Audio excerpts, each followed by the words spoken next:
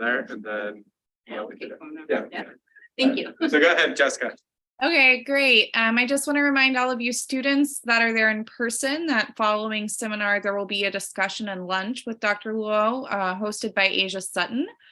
And that'll be directly in room 101. And then next week for all of you online or in person, we will be having our final week of the seminar series, which will be one of our 2 sessions of lightning talks and poster sessions this academic year, and that'll be in the Research Commons Green Room A from 12:30 to 1:30 next week, and we'll have some snacks and 5 pretty cool research posters from our trainees and fellows.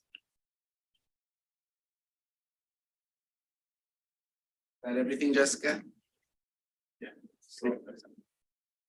Thanks, Jessica. So before I begin, I've been asked to read 2 sets of acknowledgements. First, our land acknowledgement. CSDE acknowledges we are located on the Coast Salish territory, the traditional territory of the Duwamish, Suquamish, Tulalip, and Muckleshoot nations and other native peoples. This land acknowledgement is but one small gesture in the ongoing process of working toward repairing and sustaining relations with Coast Salish lands, waters, peoples, and other than human kin. CSD's commissioned logo from Native artist UW Professor Marvin Oliver acknowledges these vital connections to Native peoples and territories. Second, our funding acknowledgement. CSD is extremely grateful for support from the Eunice Kennedy Shriver National Institute for Child Health and Human Development, the College of Arts and Sciences, the Evans School of Public Policy and Governance, the School of Public Health, the School of Social Work, the Business School, the Population Health Initiative, the Science Institute, and the Associate Provost for Research. So thank you all for being here. We are very excited to have Liling Lau from Penn State, who is also in a population center, and I will let her take it away. Thank you.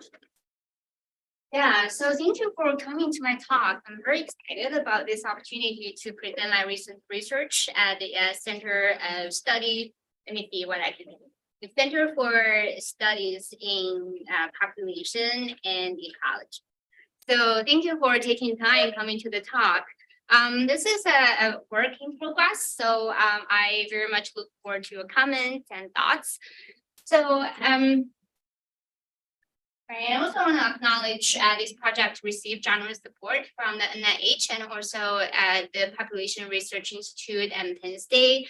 And also I'm very grateful to the comments provided by my colleagues and students, but all the errors are my fault. I have a pretty ambitious goals for today. I have 2 goals. One is about methods and the other is substantive topic. So methodologically, I like to describe a relatively new method for studying the effects of intergenerational mobility on social well-being. And substantively, I want to bring gender into the table because traditionally, the research on social stratification and mobility mostly focus on men for historical and empirical reasons. But I think, bringing women participants, understanding the gender differences can help deepen our understandings about how intergenerational mobility affects individuals' well-being and social outcomes. Oh, by the way, if you have clarification questions, feel free to ask, and maybe save for bigger and more challenging questions towards the end. And so intergenerational mobility or intergenerational social mobility occurs when one's socioeconomic status is different in adulthood is higher or lower compared to their parents. So as SES can be measured in different ways, including education and income, intergenerational social mobility can also have different types, right? Educational mobility, income mobility, occupational or class mobility. For today's presentation, I'll focus on educational mobility, but the ideas and discussions may apply to other aspects of mobility too. Right, so there are different pretty distinct lines of research in stratification and mobility. One line concerns about mobility itself. So Peter knows this best, but this slide concerns about mobility itself in terms like trends, magnitudes, and causes in itself. But the other line of research, which is today's topic, concerns about the consequences or effects of educational mobility on individuals' well-being and outcomes. So, and also I want to clarify to be sure, I use the term effect following the field's tradition to like convention, but without much causal connotations. At the end of the talk, I'll talk about other causal approaches to intergenerational mobility effects, but here I am mostly talking in a sense of regression and descriptive sense. So there are many conceptual and also theoretical reasons to expect why mobility may affect individuals' well-being and social outcomes. So we know that social mobility often comes with the undesirable consequences of interruption in their social network and family ties. And also socially mobile individuals may experience difficult acculturation in terms of, they need to adjust or adapt to new norms and new social lifestyles and behaviors, expectations. So all this can bring in social, can be considered as a social stressor. And also, because they moved away from their original family, they may experience rejection from their regional people, and then, but at the same time, because they were from a different background, they need to adjust too, so they may experience a kind of rejection from the destination strata too, so like a double rejection. Like I mentioned briefly at the beginning, so traditionally this line of research mostly focused on men, so women are excluded. The main reason is that so for a quite bit of the history, women are, were not going to college. They stay home, providing care to their parents, to their, family and children. So, and they were, even if they were in the labor force, the occupation prestiges are often lower compared to the husband. So when scholars measure socioeconomic status at the family level or household level, they often use the husband as the head of the household. So that's one of the reasons why, women were largely invisible or missing from social stratification and mobility. However, I think as women and more women go to college, graduate, enter the labor force, find great jobs, and I think it's timely to include women into the study. It's for both theoretical and also empirical reasons, because the inclusion of women in the study can help us deepen our understanding about why or nature of the association between mobility and socioeconomic outcomes. And so the outcome we'll be focused on today is about marriage, or actually not marriage itself, but out of marriage. So there are several reasons to expect men and women may have different experiences and consequently different responses or consequences of intergenerational mobility. For example, the gender, because women, we know from a large volume of literature on social psychology, women often judge themselves in terms of social relations. They are more vulnerable to social stressors and interpersonal stressors compared to men. So the implication of social relationship may differ for men and women. And so specifically for educational mobility, we know that social institutions are often gendered. Historically, more men are in higher education institution, and also the labor market is also gendered.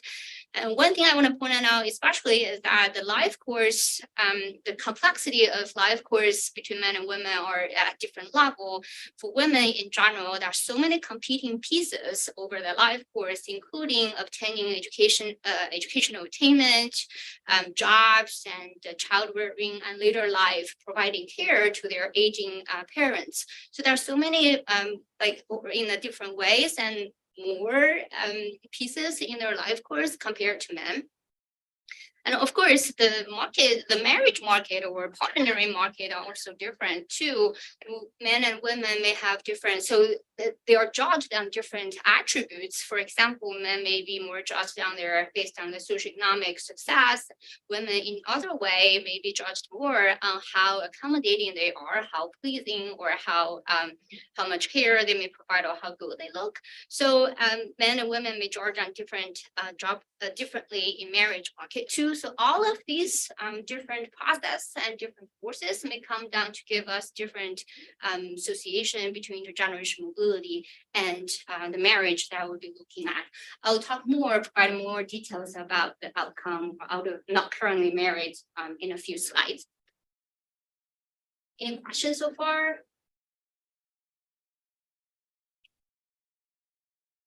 So based on the theoretical accounts, we may expect that maybe upward and down any type of social mobility may imply higher risk of being not being currently married for both men and women.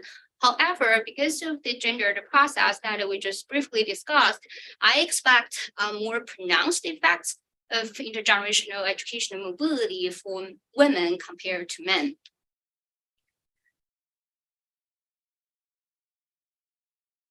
So besides women largely excluded in the research, another challenge in the traditional social mobility and stratification research is that we have scholars are still debating about what's the best way to estimate the effects of intergenerational mobility on the individual outcomes. So you may want to the challenge is mostly about the linear relationship between the three predictors. So let's say we want to simultaneously estimate the three effects, including the origin status, or the father or parents' education, and the respondent's own education, and also intergenerational mobility. Then you may want to include the three variables on the right side of the equation or inside of the statistical equation, and that side just whatever outcome you are interested. However, this model is unfortunately not identified, meaning that there will be no unique set of estimates that would fit the data best, meaning that the data cannot distinguish which set of estimates that can be picked out as the best. This is because of the dependency of intergenerational mobility, origin, and destination status. So if you know a person come from a, let's say, less than high school background, and they themselves obtain college education, so the intergenerational mobility, the steps and the direction are completely determined.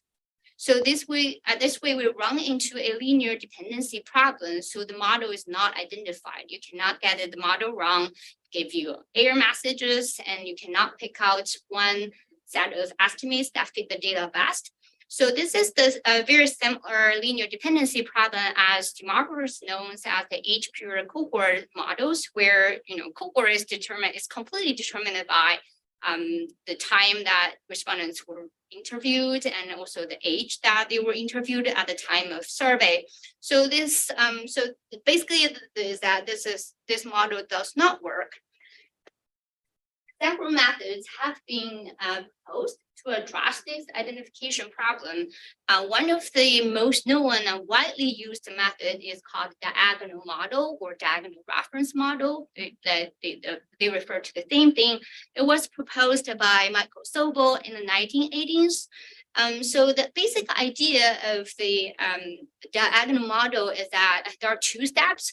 The first step is to establish a baseline model, where Sobel used theta to indicate the diagonal cells, where the diagonal cells, so this is a sort of like a mobility table where the rows are status of origin and the columns are destination. So the cells on the diagonal from the upper left to lower right represent those are immobile or social stayers. So they use a parameter theta to represent the cell mean in this mobility table. For those off diagonal cells, these are socially mobile individuals. And for those individuals, the baseline, it can be expressed as a combination of the two thetas. One theta is the status of origin, and the other is the destination status. And the rho, they have additional parameter called rho. This rho is considered as, technically can be considered as a relative weight of origin and destination, which one is more important. So the idea is that for baseline, off-diagonal cells are expressed as a function of the relative weight and then both and two status parameters.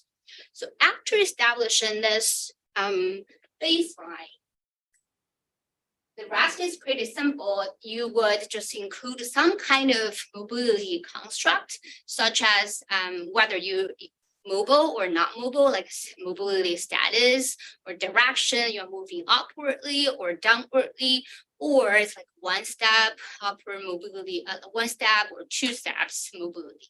So you just throw in some kind of mobility indicator according to your theory or a conceptual motivation, and then you can get some kind of estimate. So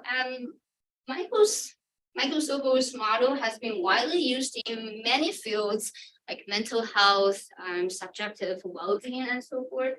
However, these methods, methodologists are aware that there are several limitations, including like they have, why we need to use these proportional constraints, even though the constraints, the parameter rho can be considered as a relative weight, but also it's unclear, attached with up to a debate about the implication of that parameter rho for understanding or obtaining the estimates for mobility effects. And also, as you can see that the diagonal model uses mobility constructs. So it means that it assumes homogeneity within the mobility groups. For example, if you use mobility status, like a dummy variable for mobility status, you have to assume that the mobility people, regardless of their origin or destination, are kind of the same thing, the mobility factors are the same applied to all those groups. And I think that the last one is the most concerning, but I think Sobel is a great scholar, and he noted in his original and seminal work that he noted that the model can be problematic when mobility scale is non-trivial. So mobility scale can be understood as a ratio between the proportion of stayers and movers of the same origin. So he noted that when we see a relatively large mobility scale, the model may have some problems, may not be reliable. So to address these methodological limitations, I proposed a new model called a mobility contrast model. So this contrast model is pretty straightforward. It has two steps. The first step is a simple ANOVA model with many effects of origin and destination. And the third term is just the usual interaction between the two status effects, like origin and destination interactions. So nothing fancy this step. It's just like any ANOVA model with two main effects and their interactions. The second step is the key in the idea or like the motivation of mobility contrast model.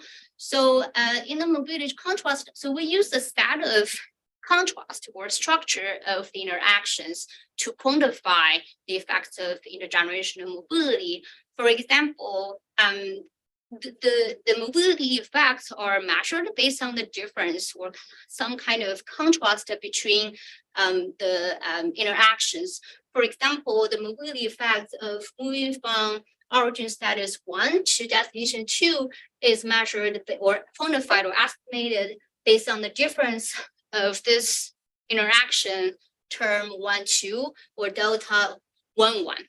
And for this mobility cell, or like the origin 1 and destination 3 mobility group, the effect is estimated as the difference between the interaction associated with the cell delta 1, 3 and delta 1, 1. So the whole idea can be understood intuitively as we compare movers and non-movers of the same origin after removing the destination effects. Because when you directly compare movers and non-movers, the difference could be attributed to either the experience of mobility or something about the mobility experience. But at the same time, the difference can be attributed to the two groups of people, movers and non-movers. They have different destination effects too. So this idea can be considered as we compare the two groups, but remove the main effects of destination status.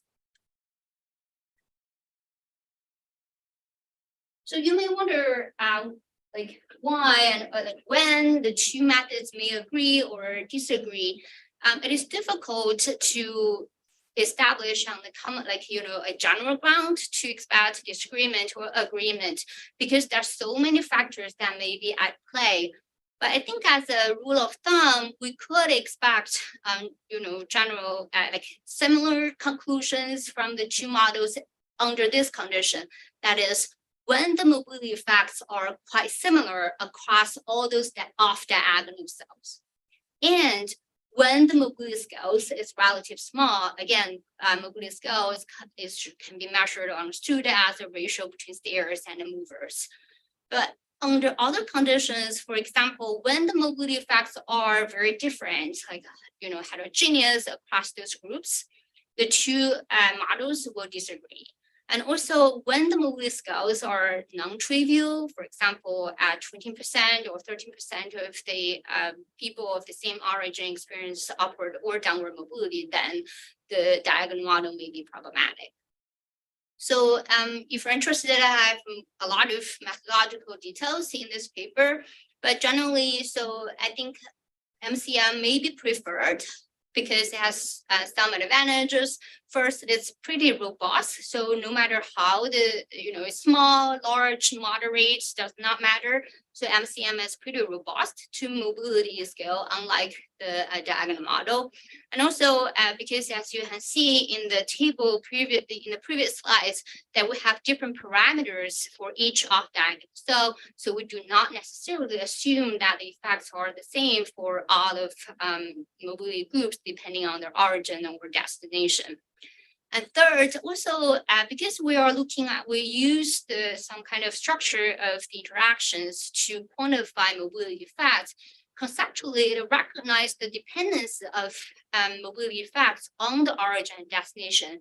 The intuition is that it's difficult to, maybe it's kind of too strong a statement, but I think it's difficult to say mobility effects or talk about or discuss or meaningfully discuss mobility effects without or like on top or independent of origin and destination, right? What mobility, the upward, one step or so forth. So that we've got to take into origin and destination when we discuss mobility effects. And fourth, so the MCM is pretty easy to implement thanks to the help of my students. We now have an R package called MCM and also Stata command, MCM Stata, that can help you implement this method.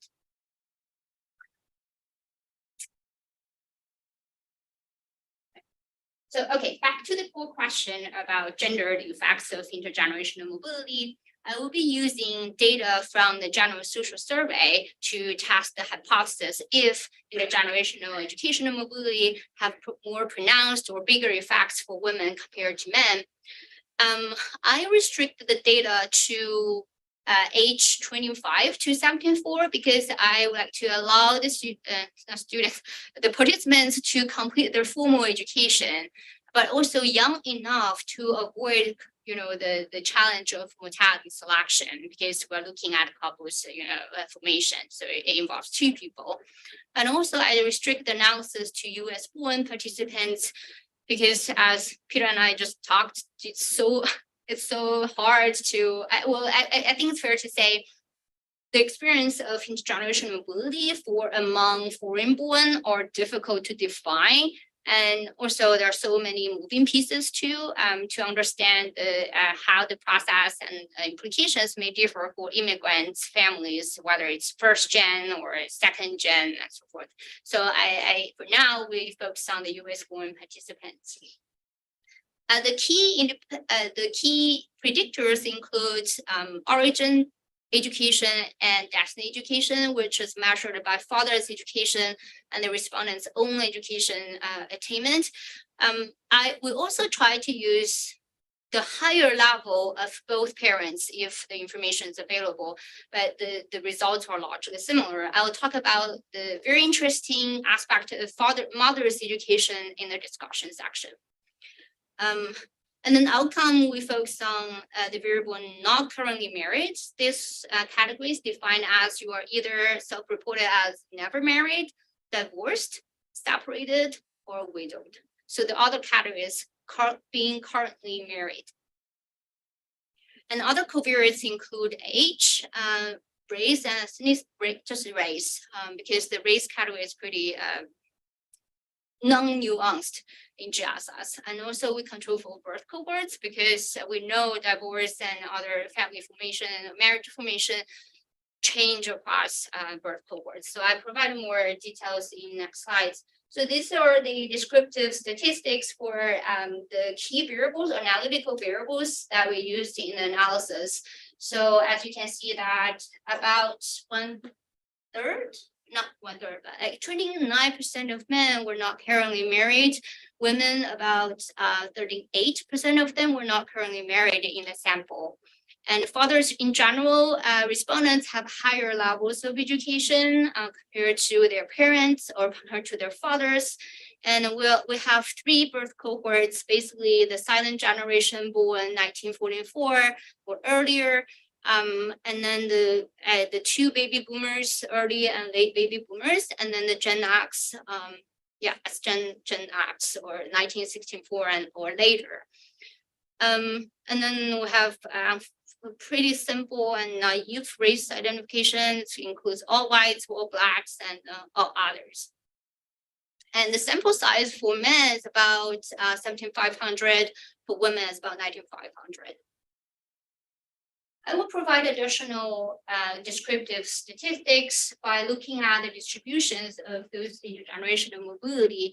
I think for this type of research, this table can be very instrumental and informative because it gives us a sense of the scale of intergenerational mobility or ratios, or because in the end, we would, as sociologists, we want to understand how micro level changes may affect individual level life and outcomes. So I think this is very informative. So it looks like there are evidence, I think, in this table showing there are considerable upward intergenerational educational mobility. For example, about 18% men and women whose parents were not high school age, but did not graduate from high school, about 18% of them whose parents were did not graduate from high school, now they themselves completed high school or college. And about 1/3 of respondents whose parents were high school educated were able to get a college degree. And at the same time, this one is kind of surprising, or at least to me, because I don't know this literature as well as stratification scholars. So this one represents the downward educational mobility for people whose parents graduated from college but themselves did not. So there is about 1/3 men and women whose parents were college educated about themselves were not able to make it. So I think the message by looking at this distribution is that there are considerable amount of intergenerational mobility, either upward or downward, that's going on in the United States. So for that reason, we may want to use MCM over the diagonal model because of the implication of intergenerational mobility scale for the results.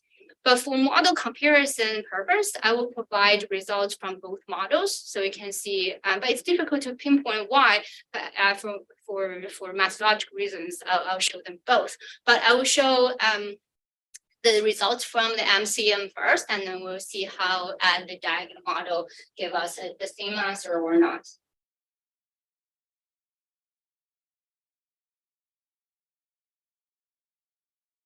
Right. So here are the results from the MCM model. So this is from a weighted longitudinal regression or MCM estimates after adjusting for the 3 simple covariates. Top panel shows the effects estimate for the origin and destination education effects. The numerical number of values that in both found are indicating statistical significance at 0.5 level or lower. So it basically tells us that for both men and women, origin education or father's education does not seem to be associated with the likelihood of being out of marriage. However, the destination educational, we have seen obvious educational gradients for both men and women, greater education associated with a lower likelihood of being out of marriage and lower education associated with higher risk of being out of marriage. The lower panel reports coefficient estimates for mobility effects. So again, the both founds indicate statistically significant estimates, and for men, we don't see much. None of these coefficient estimates are significant, even though some of the numbers are kind of large in the numerical values in a sense, but none of them are statistically significant. I do not think it's the sample size issue, because when you look at the distribution in the previous slides, they are not small, even though I wouldn't trust too much about this cell because there are too few people in that category. In contrast to for women, there are two mobility groups that stood out having a higher risk of being out of marriage. For example, this extreme upwardly group, though, just like women whose parents did not finish high school but themselves obtain college education, have a higher risk of being out of marriage compared to their immobile counterparts after removing the effects of getting college education. So that's an interpretation of that coefficient. And for this one, this downwardly mobile group, so these are the women whose parents are college educated but themselves did not make it. So about 1/3 of them are in this category. So they also experience higher level of or higher risk of being out of marriage compared to their counterparts whose steers but also will remove the influence of destination education at high school. Any questions?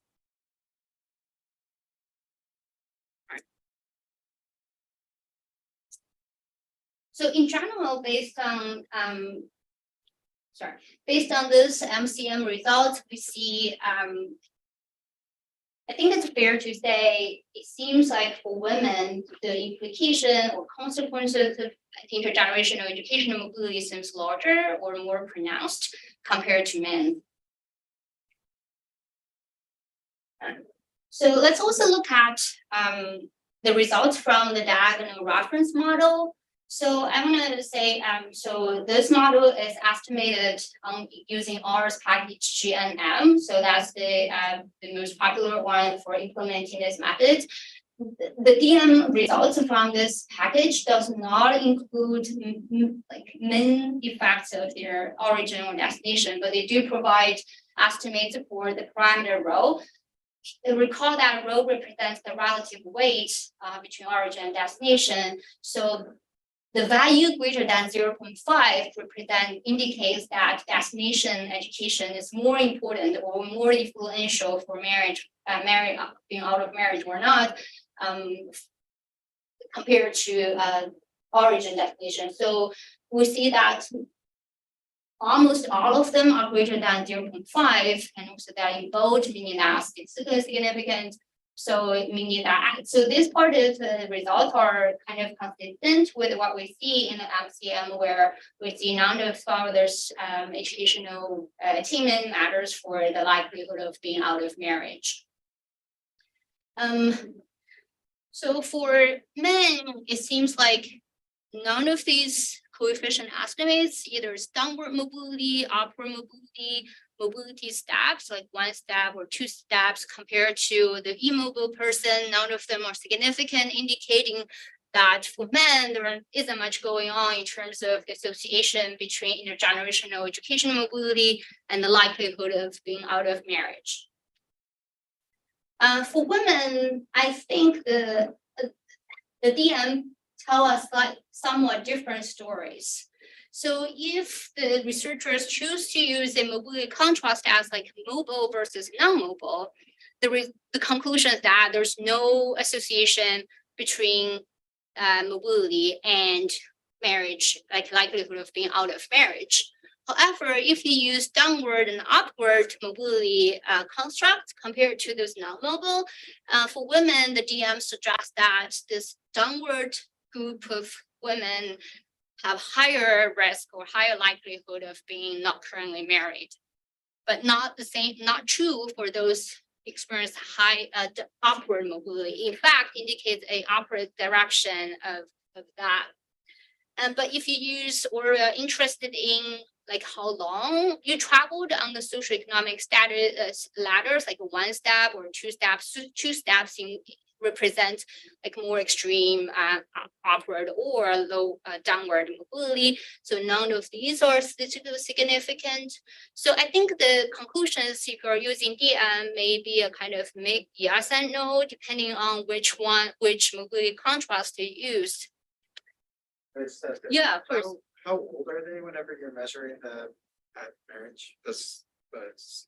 Unfortunately, we don't know. I restrict the age sample to be 25 to 74, and then we include age as the covariates. So I don't have a direct answer to that question, but I do get a chance to look at by age 14 whether they experience like never married. Yeah, by age 14 and something else. So, but this one is just like not currently being married. So it includes the categories ever divorced. Currently divorced, widowed, separated, or never married. Yeah, I was just thinking like, because this is the Yeah. period as like, Yeah. women are not getting married. Yeah, I or think- getting married later. Exactly. I wish to do that using longitudinal data, which I will discuss later, so that we can get to a sense of like entry and out, exit and more dynamic view of the entire process. But now it's more aggregated and descriptive. Other questions?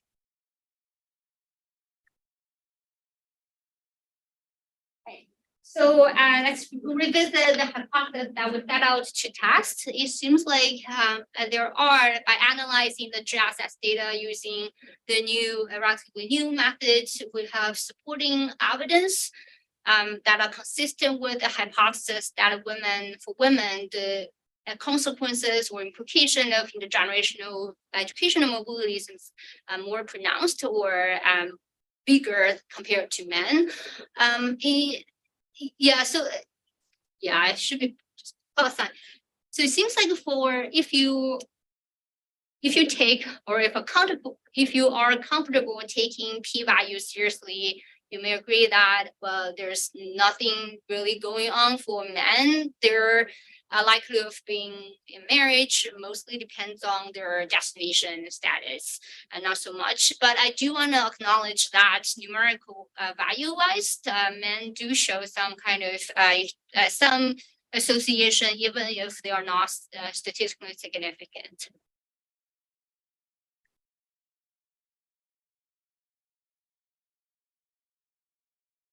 So of course, there's so many limitations in this research, even though I'm very excited about the initial evidence or initial evidence that this analysis provides.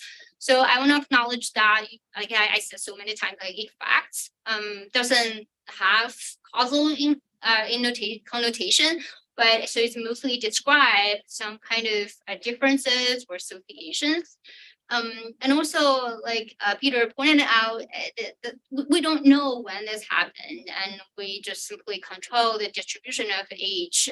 So it's pretty naive control.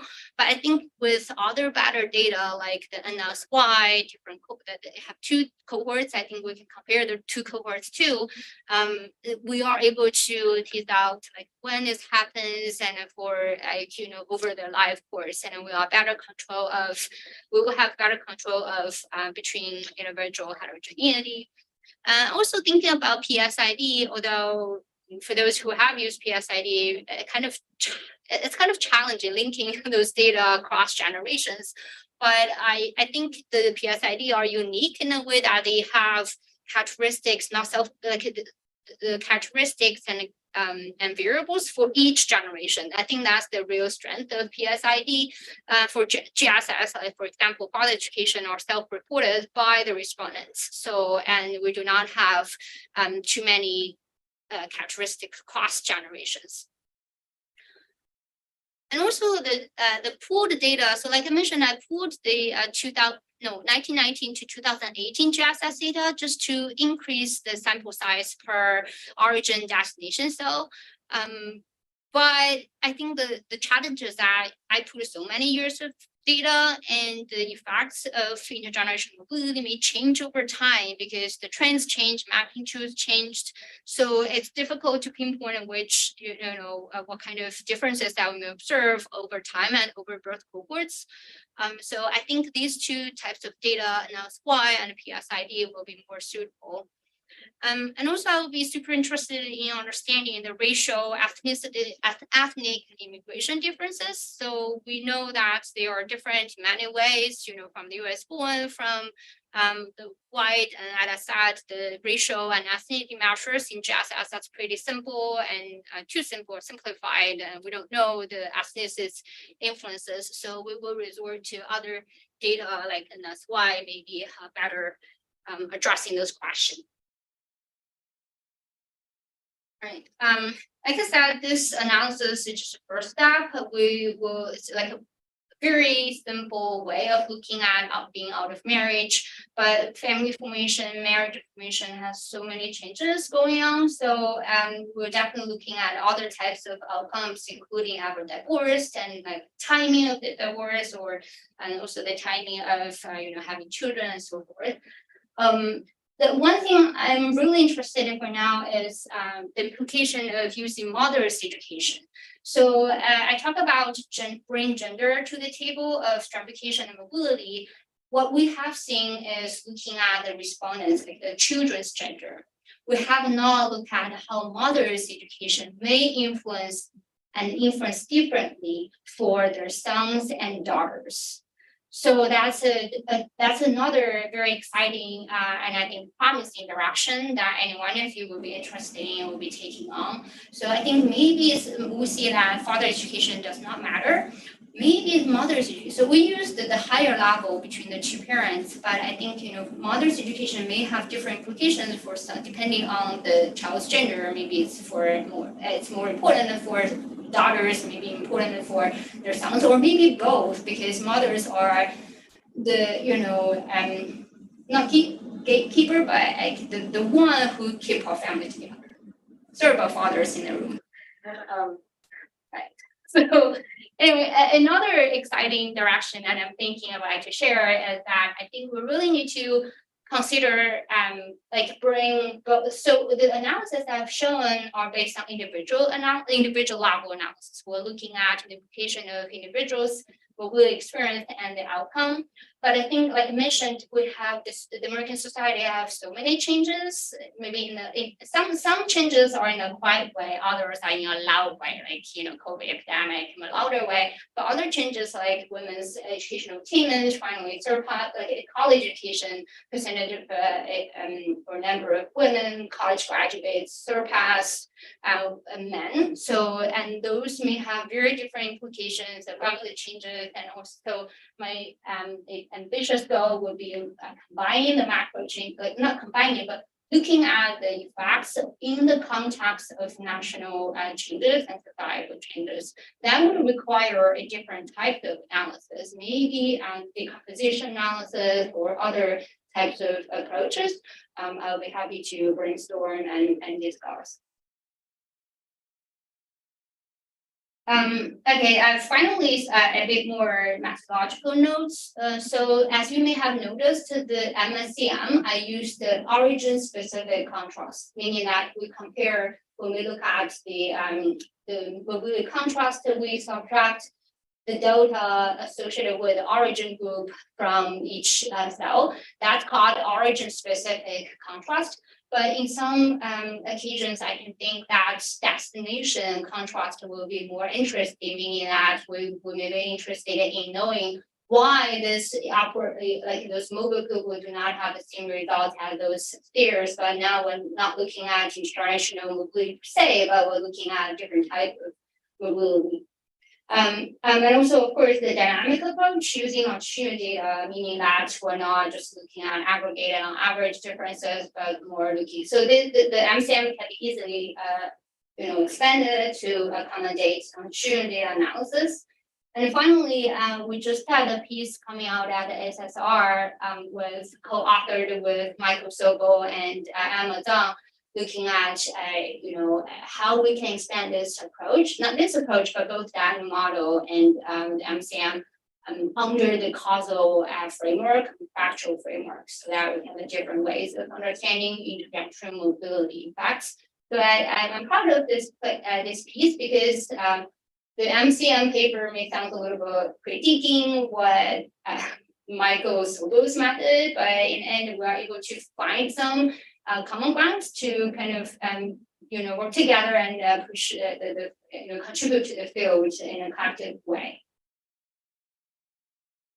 All right, so lastly, I would like to throw out a really big question to all of you, because in the process, I want to acknowledge that I think the MCM is useful, but in no ways it provides the final or the best solution to understanding the implication of intergenerational mobility. I encourage you to think more critically and creatively about what is a mobility effect and how to estimate it. So in the MCM, I quantify the mobility effect as an interaction contrast, but some people may not buy it, arguing that you consider mobility as secondary to origin and destination, but like something like that. And also, other methods often consider mobility as something independent of origin and destination. I have my own reservations about that, but that's one way of thinking about mobility effect, or you think something or mobility should be measured in a different way. So I welcome your thoughts, and like I said, it's a work in progress paper. Thank you so much for coming to the talk, and I look forward to your comments.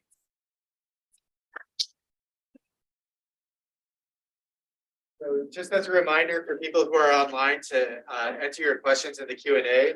If you're in person, you can just raise your hand. I just want to start with the question, I guess. So with this new method, are you trying to refine estimates, or are you trying to say if we use this new method, we can find new things with the data that we're writing? The latter. So I think in a way, that's why it's so difficult to pinpoint why the two methods are different. I think in a way they're conceptually different or qualitatively different, because we define mobility very differently. So the diagonal model use a independent and separate mobility variable in the model to estimate it, but in the MCM we use the contrast, which is essentially dependent on the origin and destination, because we don't have like degree of freedom in terms of technical terms, right? So it's more of like dependent on origin and destination. So the two are fundamentally different. Even I get the question all the time, like what, like why are they different? So I think that's the fundamental difference. They are conceptually different. Now they're differently motivated by different idea about what mobility effects are. So I would say it's the latter. It measures something different.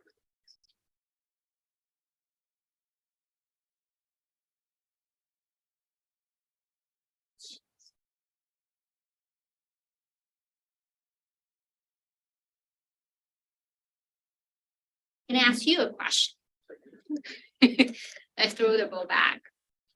So what do you think of the outcome?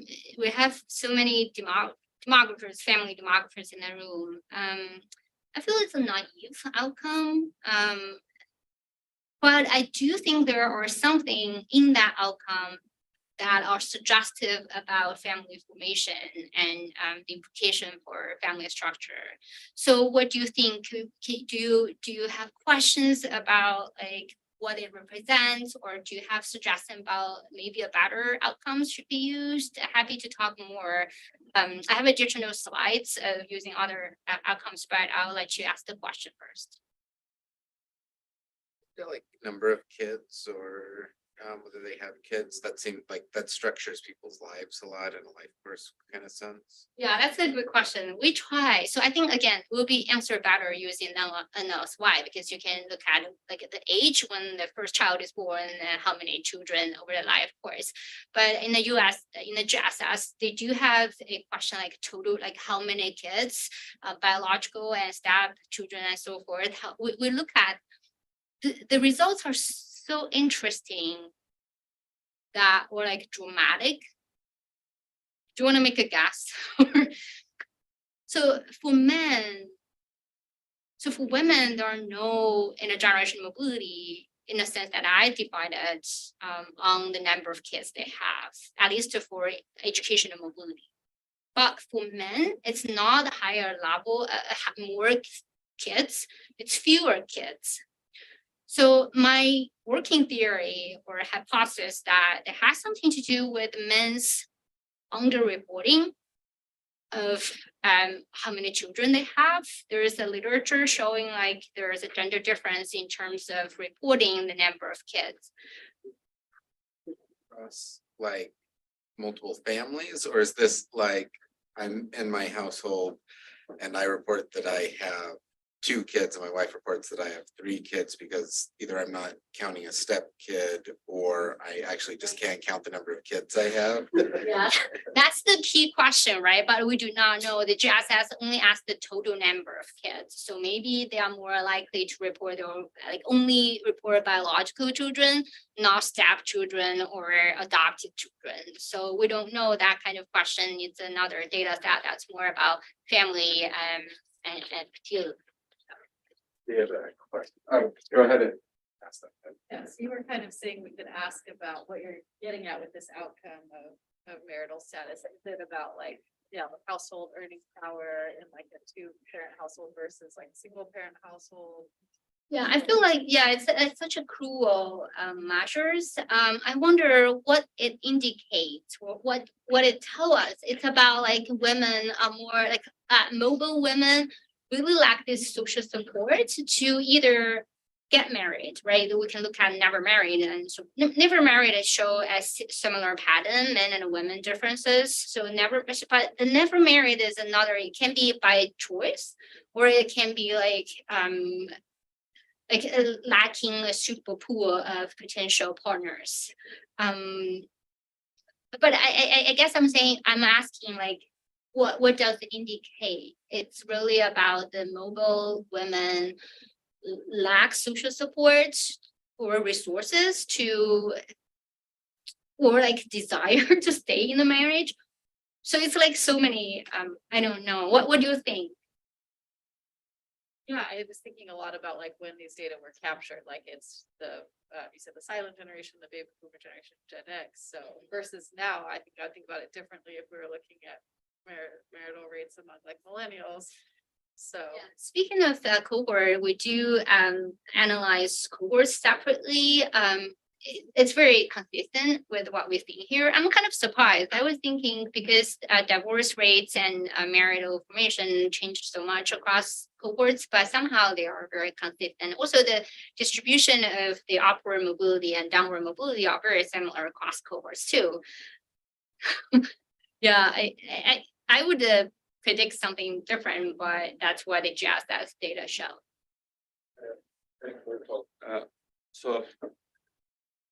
There is a study, or like one of the people I work at, Max Planck. So her dissertation was about looking at when there's a married couple or partners and their educational differences. Like there are findings about like it's not just women's education. It's like if the husband is like has less education than the woman even. Sort of mating between like Yes. within the couples. Exactly, and sometimes like even though like what we expect, like woman has the college degree and we expect, let's say, an outcome X, but the husband's the difference is higher and the husband determines. So maybe one of those things can be explained some of the things that you find odd. But it's just the thing that what I know is it's most typical the countries where like the fertility stage 3. At least the data was tested on those countries.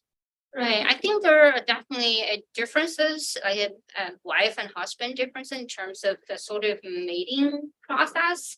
That's a intriguing question, but I haven't looked into that. But I also think that it happens also before the marriage even get formed, right? Like, what's the potential pool of candidates or partners. So, but I think it's definitely one of the forces that may give rise to what we're seeing here, but I don't have a clear answer to it.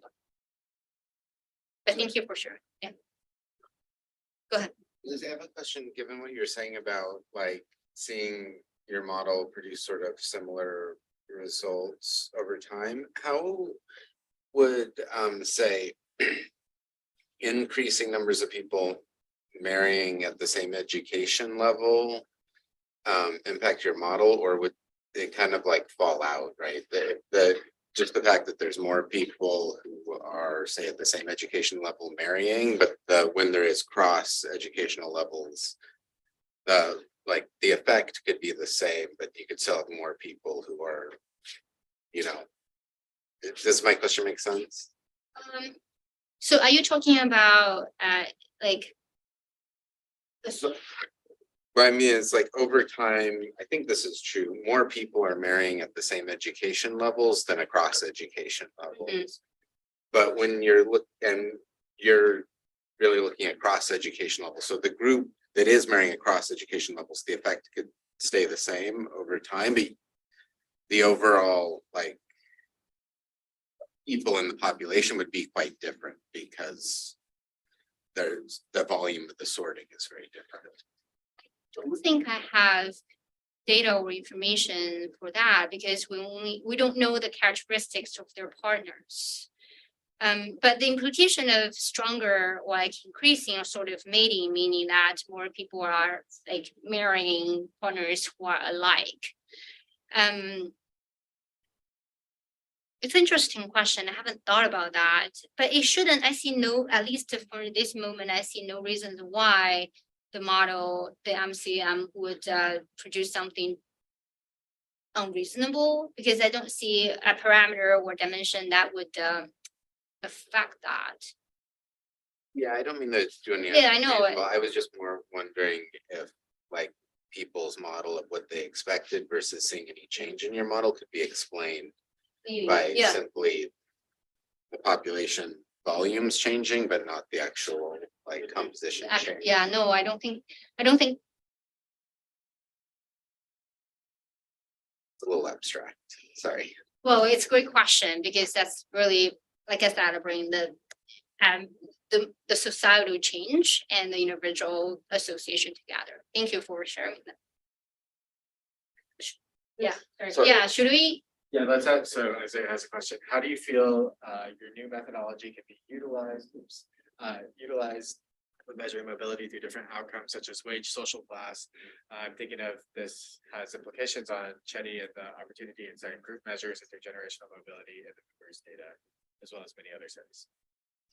I have two reactions to this question. One is that so I want to point out that this line of research mostly focuses on the mobility themselves, like the trends or whether we have higher level of mobility upward or downward.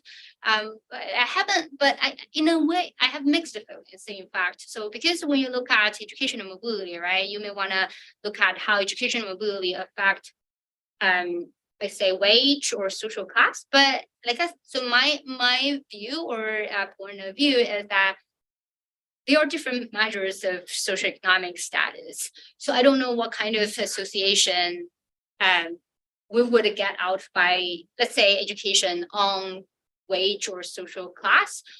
However, if I understand it correctly, so the different outcomes such as, I think in general, we can look at all other outcomes, but the hesitation I have towards wage and social class is because the education, income, wage, and social class are intrinsically related.